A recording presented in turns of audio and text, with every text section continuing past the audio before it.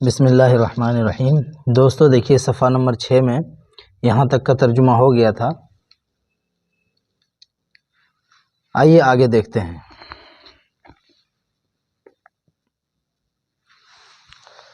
وذات یومن، وذات یومن یہ مضاف اور مضاف الیہ، اس کا ترجمہ کیا کریں گے؟ ایک دن، ٹھیک ہے۔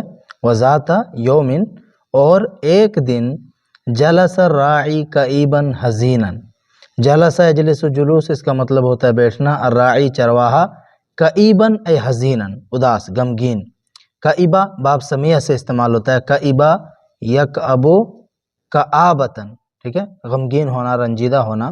تو ایک دن جلس الراعی چرواہا بیٹھا، کئیباً اے حزیناً یعنی غمگین ہو کر، ٹھیک ہے، یہ حال ہے، یہ حال ہے۔ تو جو حال ہوتا ہے حال ہونے کی بنیاد پر منصوب ہے، جو حال ہوتا ہے اس سے پہلے اس کا ذوالحال ہوتا ہے۔ تو ذوالحال کون ہے؟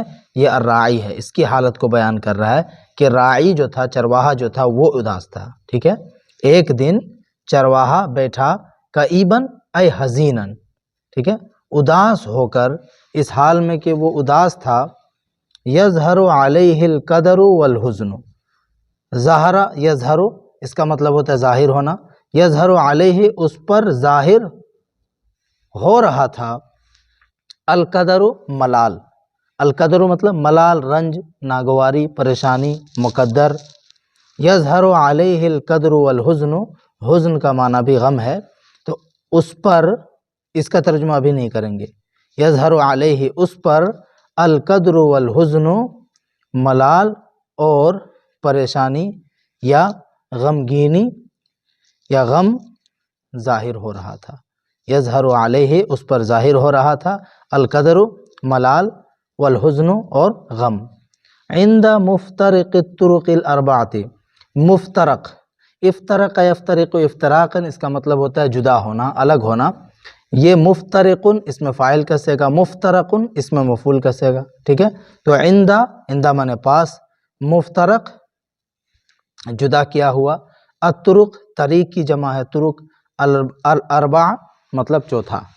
تو اس پورے کا ترجمہ کیا کریں گے؟ چوراہے کے پاس، عند مفترق الطرق الاربعۃ، چاروں راستے کے جدا ہونے کے پاس۔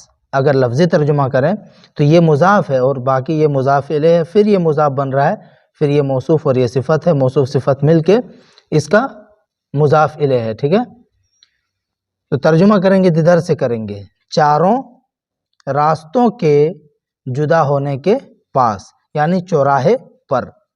فمر امامہ فجأة رجل غریب، مر یمر مرن اس کا مطلب ہوتا ہے گزرنا، فمر تو گزرا، امامہ اس کے سامنے، فجأة اچانک، رجل غریب موصوف صفت مل کے اس کا فاعل ہے مرہ کا، رجل غریب ایک اجنبی، غریب کا معنی کریں گے اجنبی۔ تو اس کے پاس فجأة اچانک، رجل غریب ایک اجنبی آدمی گزرا، فعل کا ترجمہ سب سے بعد میں کریں گے۔ ومعه ثلاثة کلاب سود، ومعه اور اس آدمی کے ساتھ، ثلاثة کلاب سود تین کالے کتے تھے۔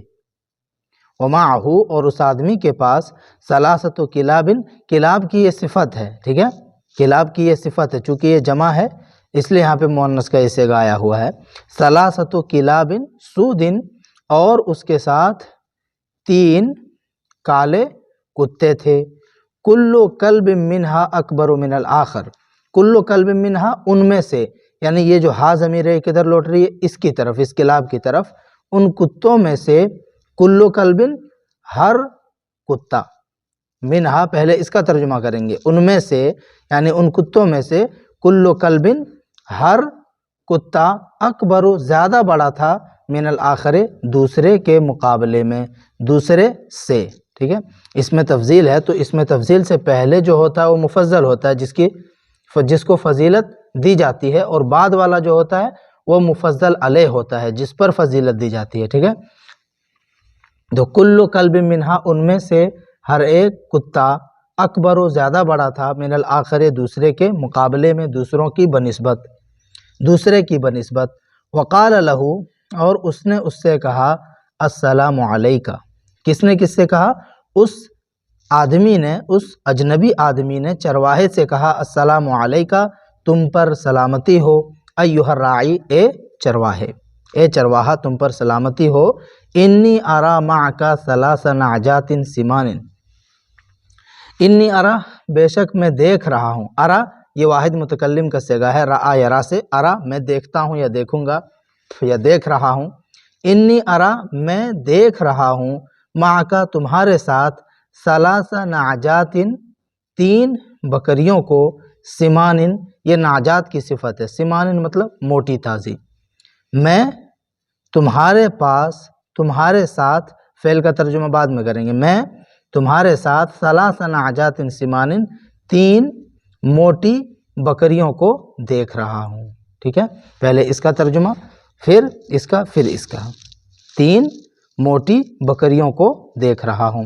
فہل تبادلنی، بادلہ یبادل مبادلۃ، اس کا مطلب ہوتا ہے بدلنا، ادلا بدلی کرنا۔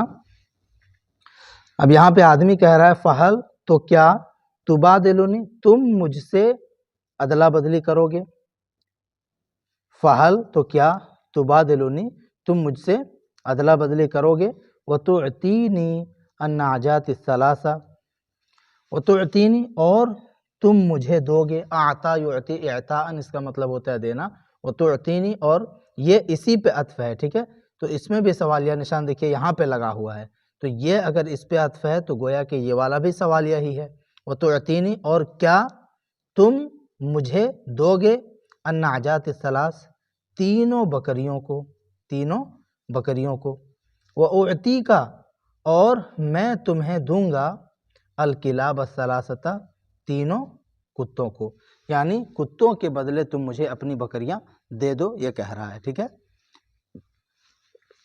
تعطی یہ فعل مضارع ہے، حاضر کا صیغہ ہے، ٹھیک ہے، واحد مذکر حاضر،